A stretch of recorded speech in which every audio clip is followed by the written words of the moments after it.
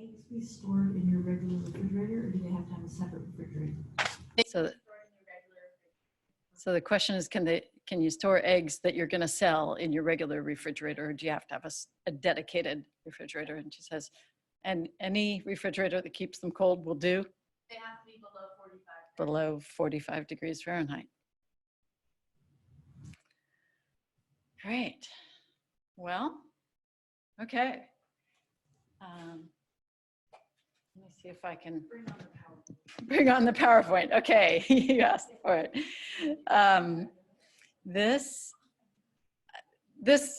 I'll cover just kind of a smattering of a little bit of everything. And I'm just going to look to the people in the room to see what's putting you to sleep and what might be interested. Let me see if I can. So I click. Yeah. So this is when you go to ATTRA.org, this is one of the pictures you'll see as you see there. And there are a number of ways to contact us if you are interested in asking a question. Let me just kind of review some of these. I guess I don't have really a pointer, do I? You can use the mouse on there. Yeah. Can you see me moving that if you're remote? You should be able to see it remotely. Yeah. You have to be on this one though. Okay. There we go. Okay. So just want to point out, here's the web address, but the easiest way to get there, and let me know if I'm too far away from the mic. ATTRA.org is the easiest way to get there. This page comes right up. When we first started in the 70s, it was a big deal to have a toll-free line. So we still have a toll-free line. And that's the 800 number. This is just a screenshot, so I can't review live, but so we also have a Spanish, bilingual Spanish-English toll-free line, and you can find that by going to Español, which is right here. So you could, across this line, you see events, internships, publications. There are over 400 short publications that cover topics, pasture, soils management. Sarah mentioned, or was it Sarah mentioned the 5 principles of healthy soils? We're doing a lot of work on that. So I am one of about 30 different sustainable agriculture specialists that work for NCAT with different areas of expertise. We're located in offices in several regions around the country: California, Montana, the South, Arkansas, and the Northeast, so that people are grounded and understand different ecosystems where agricultural production is going on. So as we become less about reading, so the publications on many, many topics. Tutorials are like narrated PowerPoints or things that you can do on your own time. Multimedia, there's videos, there's podcasts, lots of good material up there, including a video I particularly like from a former colleague of mine who is now a full-time pastured poultry producer. So a video of him on his farm. There's a newsletter that comes out a few times a year, and we don't share information with anybody. So feel free to sign up. There's also a weekly harvest that just has the news of each week. So that's probably enough on one slide for now. This is as Maurice Patesky, Dr. Patesky mentioned, the UC Davis Poultry, and you can find the events here. And there's a lot of different areas of information on that. This is an organization that I want to highlight that some of our speakers have also mentioned. Mark Metzer had just come from the APA conference when he came to speak. So the American Pastured Poultry Producers Association is really the go-to organization. It's a producers association. They're not about certification. They're just about supporting each other in learning and developing better practices of pastured poultry. So ATTRA.org. And they have some really good areas of information for consumers, but also for farmers, including some house design and videos and a lot of different things. They have monthly calls where people can get on and ask and answer questions. So like just Q&A sessions. So highly recommend that. APA is a great organization. We hope to do some more collaboration with them in the future on doing some workshops and just providing some technical assistance that's based in farmer experience. Sarah spoke about meat processing. This is also an extension resource, the Niche Meat Processor Assistance Network, or an NMPAN. They've got a lot of information on the website itself, including some plans for best practices in open air slaughtering and how you can comply with federal and state and local regulations, how to be aware of what those regulations are. And they also have, you can sign up to be on the listserv. And people are really very open about sharing the knowledge that they have as they're developing their meat processing.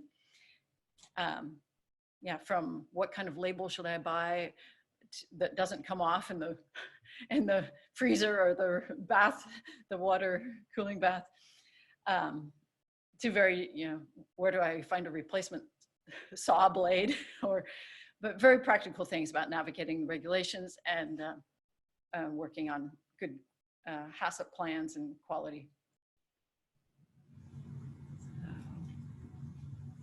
Here again is Karen Giovannini's site, the Ombudsman site. And I think she's updated it since I took this screenshot, but there's a vast amount of information on that. I won't go into it. You can look at it. There's also another one in Marin County that has some unique, these two work together quite often.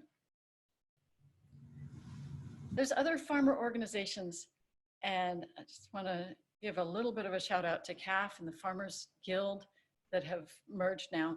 And the conference is coming up. Sorry, the slide is old. The conference is coming up in late February. Go to the website to see the registration information. I will be there giving, along with our UC Davis partners, giving a workshop in English on pastured poultry. And I will also be offering a workshop in Spanish with my colleague, Martin Guerrena. And we'll be doing a pre-conference trip, thank you, to a farm where they're demonstrating the 5 principles of good soil management, like keeping the soil covered, increasing biodiversity, including animals. And we have whole publications in English and Spanish on that, and feel free to take any of those publications. Yeah, so we've been talking a lot about poultry meat and eggs, different breeds. These are all photos that I've taken on farm, different operations in the area and down to the Central Coast. Turkeys, ducks, chickens, Freedom Rangers, Cornish Cross, lots of different varieties and systems. This is a photo from Fifth Crow Farm in Pescadero, which is, has been raising eggs on pasture for many years and worked out their systems pretty well. We'll have them as farmer speakers sometime too. There are many ways to produce, to combine, either integrating or rotating with crops. And food safety, of course, is very important there. I think I'll talk about that a little more as I'll zoom through this presentation and cover some of the organic regulations as well as practical food safety, which coincide very well. For example, the rule that you need to incorporate raw manure at least 120 days before harvest of a crop that is for human consumption. And that we had a presentation earlier, a few sessions ago, by Alda Perez, talking about the scientific research and showing how bacterial growth. So common sense and organic standards and food safety should coincide in order to produce wholesome, healthy food. We have a number of publications, short publications at NCAT, ATTRA that deal with different species, and a number of specialists on our staff who are really wonderful people who have a great deal of experience with small ruminants, with cattle, with pasture management, and a lot of creative ways to combine those, to manage those, and use good principles of soil management. I think if you're this far along, you know many of the benefits, both for health and welfare of the animal, product quality, market access, and natural resource stewardship. And I think we may consider, if there's interest, and do let us know using the chat function, if you are interested in doing more work with profitability. Of course, if you're running a business, it's really important that you're sustainable in terms of economics as well as good stewardship of land. And branding and marketing, and I think Sarah touched on so many of these questions and in her presentation. Making a whole farm plan, University of California and other states, and many states have cost studies that for different kinds of crops and livestock that are very useful for looking at kind of just having a list of what goes into the budget and then having some examples to evaluate your cash flow and make sure that you're paying yourself, because that's part of what makes it a business. Now, this slide really applies just to good business management, but also to organic certification in terms of the kinds of records that are important to keep. What goes into the farm, what happens on the farm, and what goes out. And what goes in and what goes out is usually accompanied by some kind of document, or whether it's a piece of paper or an electronic record of some sort, to show the movement and exchange of money for goods, whether those are inputs or products. What happens on the farm, of course, is also very important, but you usually don't get a piece of paper that says what happened. So those are things that we have some templates at NCAT, ATTRA that help write things down. I loved Sarah's calendar, didn't you? I mean, some of the best ways to keep records are also some of the simplest. If you can write down what you do on a calendar and then save that, that's a great start. And then you can get more and more complex from there. So documents what comes in, what goes out, feed, soil amendments, and each of these has some kind of financial link to that. And our last speaker, Catherine, spoke about bills of lading and how important it is that those are completed. But that may be beyond the scale of what many of the participants are going to be doing. Records, nobody's going to write down how much feed your poultry get if you don't do it yourself, unless, yeah. So keeping track, there's some key numbers here. I was just at the Ecological Farming Conference, and there were some wonderful speakers talking about bookkeeping and accounting and making sure that your farm is viable. And one of them was talking about how a lot of figuring out whether your farm is going to be sustainable is coming to ratios, like dozens of eggs, or how many eggs per what quantity of feed, how many pounds of meat for hours spent on the farm. So those ratios, so that that it's worthwhile. Knowing when the hens are eating more feed than more value in feed than they're producing in eggs. When is the right time to turn them into chicken soup? Yeah. And it's really important to distinguish, there are direct profits, and then there also are some indirect benefits. And I think poultry, more than, at least as much as any livestock, has a possibility of contributing a lot to the farm in terms of fertility. So it's important to estimate like what the value of that is, especially if you're trying to increase the fertility of your soil. This is really tiny, but just an example of this is a profitability worksheet, an Excel file, a couple of different sources that show you can plug in the numbers, how much you're paying for feed. And that, of course, as Sarah pointed out, if you're buying it in 50-pound sacks, it's going to be a higher price than if you're buying it in a 1-ton tote, which is going to be higher than if you're buying a 24-ton truckload and putting it in a silo. So just putting in some of those real numbers of what your actual costs are and playing with how many on paper or on your computer, as the case may be, what's the best number of birds? How many hours do I think I'm going to spend? Because it takes more time to take care of more birds, but it's not necessarily a linear relationship. There's a number of steps in the process of efficiencies. When she moved to the caravan and has this, it was a big investment, but worthwhile, she said. So doing things on paper, there are these templates that are publicly available, and I can send the link to all these resources for meat birds and for egg layers.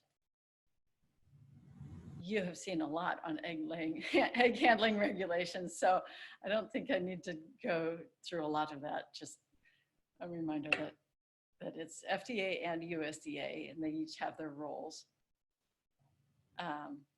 Grading and the grades and standards for size and for quality. CDFA is the presenter we just had. Catherine Takri comes from this meat, poultry, and egg safety branch. And now you know somebody that you can talk to there with questions. And there are also people who specialize in poultry meat.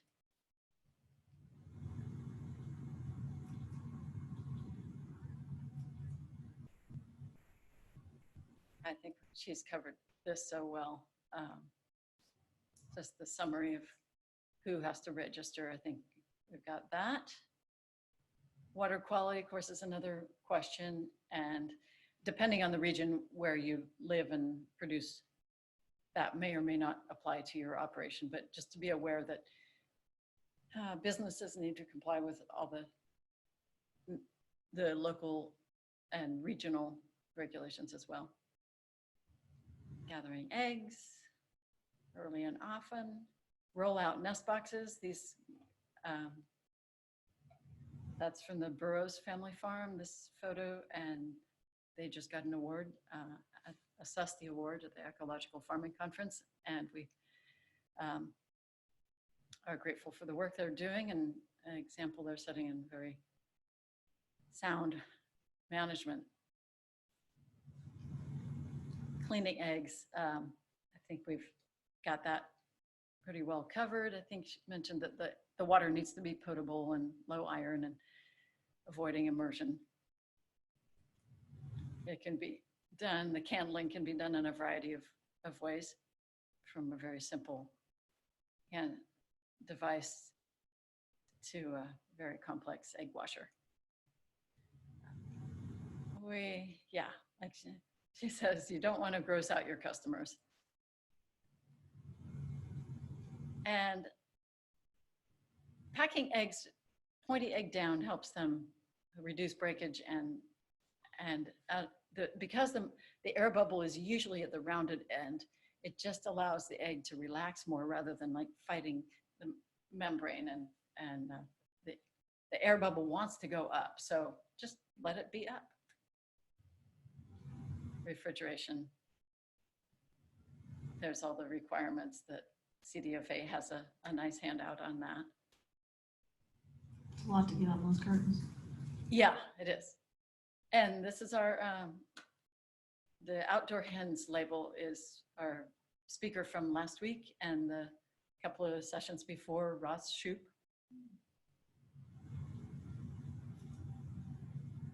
There are a lot of different claims that people use in selling eggs. There are several that have legal definitions, but you don't have to have a certification.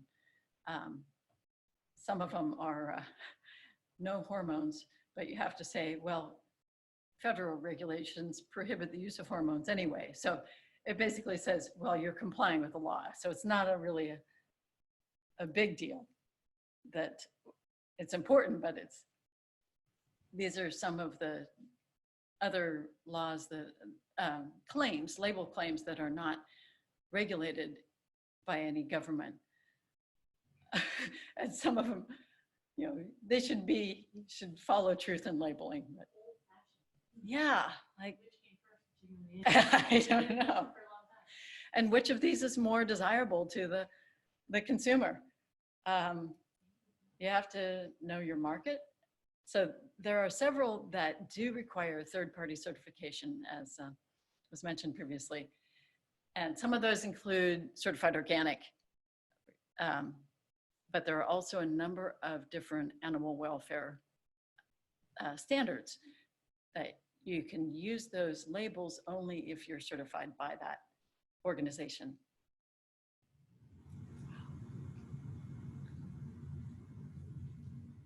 So there's some examples. Some are just minimum standards, some are stepwise programs like the Global Animal Partnership. And you can look up the standards and see what their minimum requirements are at each of those steps. There's some of where to find them. They have standards for several different animals. And as long as we've got time, I guess I'll just run through the organic regulations. And because I don't think we've covered that in the previous sessions. So it was mentioned earlier this evening, by Karen, if you sell more than 5,000 in a year, then you need to be certified. And the regulations, this is basically a summary of them, and we'll go through these one by one. I think we'll still have time for questions and discussion. Where does the animal come from? Poultry needs to be managed as organic from day 2 of life. And they can come from any hatchery. There's not any particular regulation that says an organic bird has to come from somewhere different than a non-organic bird, but they do need to be managed as soon as you get there. They can be vaccinated, yep, and we'll get a little bit to that. So vaccinations are allowed and encouraged. And when you order your chicks from any hatchery, make sure that you ask for those vaccinations at the time of order.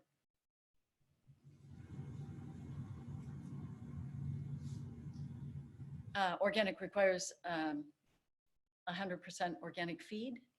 And that's one of these workshops in general are talking about pastured poultry and free-range poultry, but there's a big overlap. You know, there's the organic.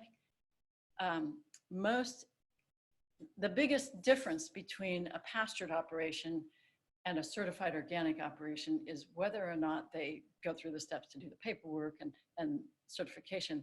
But the biggest practical difference is, do you feed 100% organic feed or not? And there are a number of factors that in the decision-making about that. And cost is a big one. And I think a lot of people weigh the commitment to supporting the organic industry and buying certified organic feed, which Sarah has made that decision, even though she's chosen not to be certified organic because her markets are such. She would if comply if she chose to take that step. But she is committed to 100% organic feed. Other producers I've talked to, they raise their birds on pasture, they have outdoor access, they have everything that is required for organic except organic feed. So it's part of that is a decision because organic feed tends to be much more expensive than non-organic feed. Some people say, well, I'm going to do everything except that so that I can have a business where I can sell my product for less money and reach more consumers. So things to consider.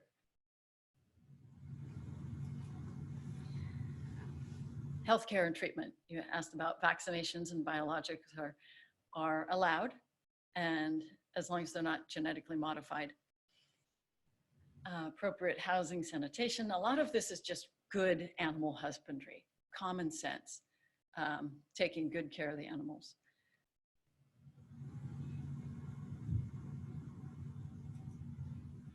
This is Spence, and he's now the president of APA that I mentioned earlier, the American Pastured Poultry Producers Association. And I think he's evolved since this early rudimentary coup. But that's living conditions that allow for the outdoors, shade, shelter, exercise, fresh air, all of those required for organic.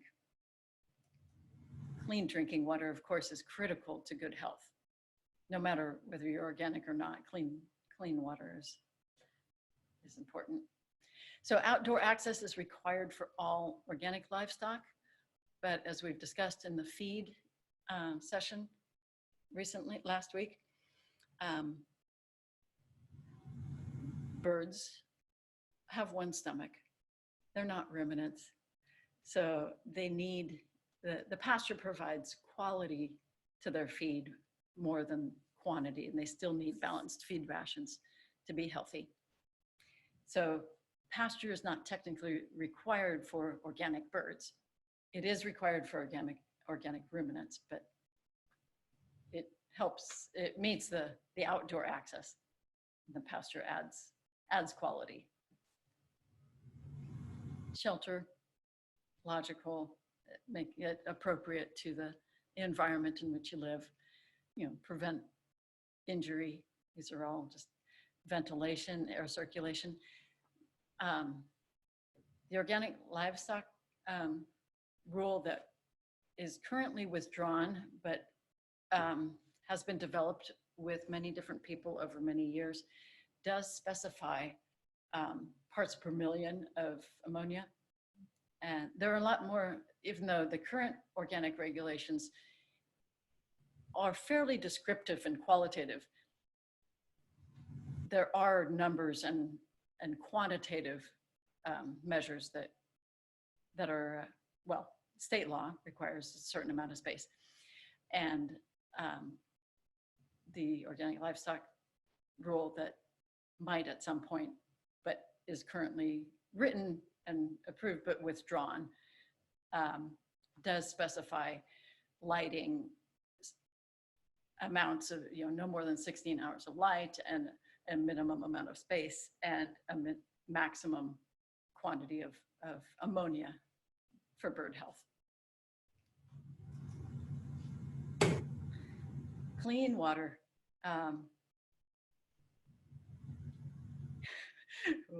One of our farmer speakers says, if you wouldn't drink it, why would you expect them to?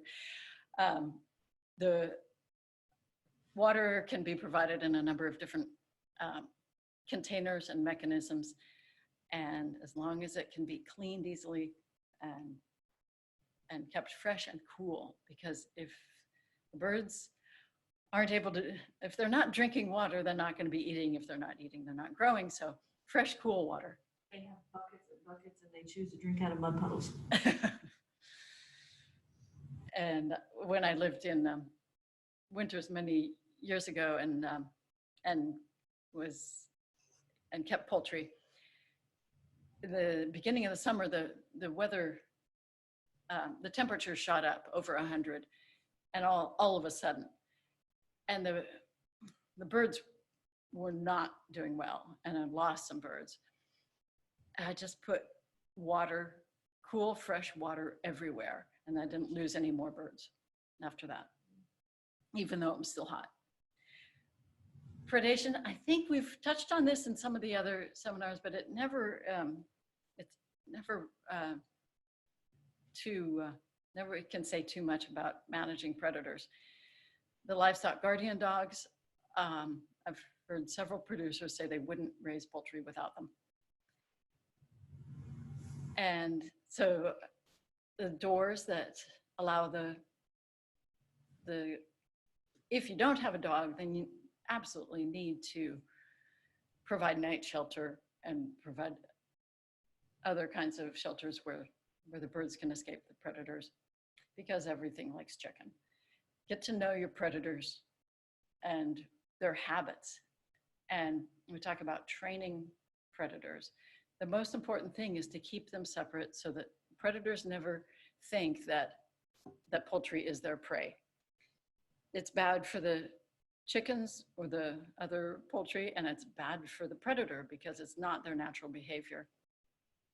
I gave a workshop in Montana once, and one of the other presenters was a fellow who was talking about the importance, here we're dealing with coyotes and mountain lions and bobcats, and they're dealing with grizzly bears. And he was emphasizing how important it is to never let the bears come and taste chicken, because they don't forget. And so, in order to save the life of the bear, you don't want that to happen, because the bear could perish because they've developed bad habits. And temporary confinement has to be justified. And so organic animals always have to have access to the outdoors, except when it's for health and safety, like night shelter, risk to soil or water quality, if it's like pouring rain and you would sacrifice the ground or the quality of the water. Inclement weather, it's not just about a little rain shower. It's not just about, I inspected an operation once as an organic inspector where they were keeping them in because they thought that below 60 degrees, the feed conversion rate wasn't quite as good. That may be true, but chickens are perfectly happy in cold weather below 60 degrees. And so they got written up for that.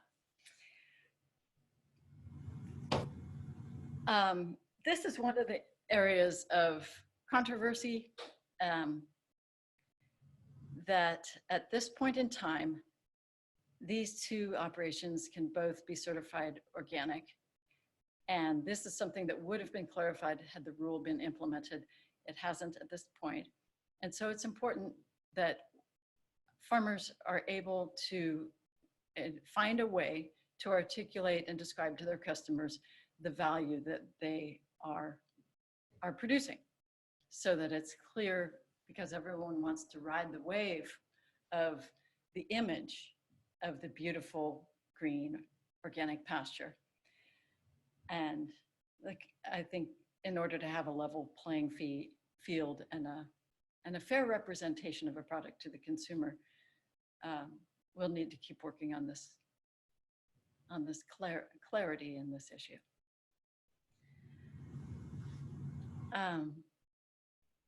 Soil fertility, you need to not contaminate the soils, and manure management is something that a number of people are concerned about. Records are important. So to certify or not to certify, do you go pastured poultry, free range, or certified organic? As it is definitely a continuum or overlapping. So cost benefit analysis of your markets, of your of how much your feed is costing. And I meant to ask Catherine Taki, she said a number of, about 60% of our eggs consumed in this state are from out of state. So that I forgot to ask, but that seems to indicate that there's room for growth in this industry, in this practice of producing poultry products. And there's definitely room for producing them in a way that is good for the consumer, the animal, and the land. How do you pick which one? How does the consumer, faced with all these different labels and packages, pick the one that fits unless they know the farmer? I stood in front of this this display case and just watched people make their decisions. And it's challenging. There are a number of different ways to move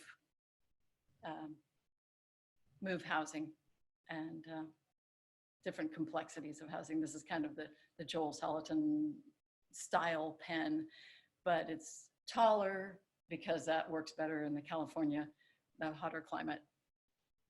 Lots of variations. And just to summarize, this is pretty much what Karen Giovannini was telling us about. Just to review, that there's basically 4 legal ways to sell poultry meat in California. Federally inspected, like Sarah does when she goes to the squab producers. The state inspection with a federal exemption. And so the limit there is either less than 1,000, that's a typo there, or up to 20,000 a year. However, the state has a maximum of 1,000 birds per year. Direct to consumers,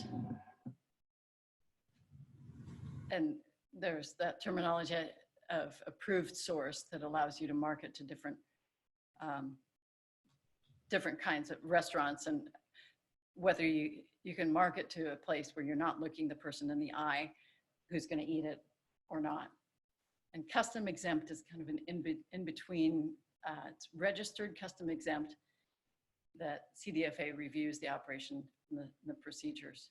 And then there's exempt, not registered, and that would be direct to consumer. And in that case, employees are not allowed. It needs to be family only. So these are some of the sources of information, the Code of Federal Regulations for Organic. I think we're probably just about as much. I can go through these quickly, but I think that most of this has been covered pretty well. I'll just flick through these. There are some directories and databases for finding a processing plant, and these are some of the places to go. They are few and far between, and even if you find them, you have to call up and say, do you process for independent producers? Because some state inspected plants, for example, would only slaughter their own production. Oh, and some will only slaughter certain species. Right. So we reviewed some of these. Karen has all this on her website, the Ombudsman, the exemptions, the different exemptions, and you can only operate under one per calendar year. You can choose any one, but you have to stick with one each year. But what's common to all of them is the exemptions are from inspection only, and you have to comply with all the other laws. Slaughter healthy birds and produce a clean product and represent it truthfully. Fairly common sense. California state inspection, you can establish the plant, become an inspector by taking the training, and then you could sell to any customer within California. And there's the links to the poultry plant license and the poultry meat inspector is on the CDFA website. CDFA has some more information about different slaughter and marketing guidelines. That's their trifold brochure. Custom exempt provides a little more oversight, but still